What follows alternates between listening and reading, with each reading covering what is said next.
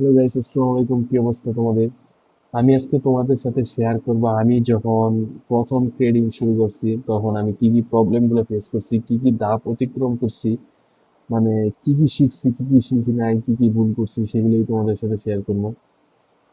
তো আমি যখন প্রথম ট্রেডিং শুরু করছি তখন আমি কটেক্স দিয়ে শুরু করছি, মানে কটেক্স নামে একটা ব্রোকারের মাধ্যমে শুরু করছি। যে 1 মিনিট, মানে আমি প্রথমে এটা ফেসবুক, ইউটিউব বা ইনস্টাগ্রামে দেখছিলাম যে কোটেক্সেও টাকা কামানো যায়, মানে ঘরে বসে টাকা কামানো যায়, মানে অনলাইন বিজনেস টাইপের কিছু একটা শুনছি। পরে কোটেক্সে আমার আগ্রহ যাচ্ছে যে কোটেক্সে মানুষ টাকা কামায়, যে ডলার কামাইতেছে।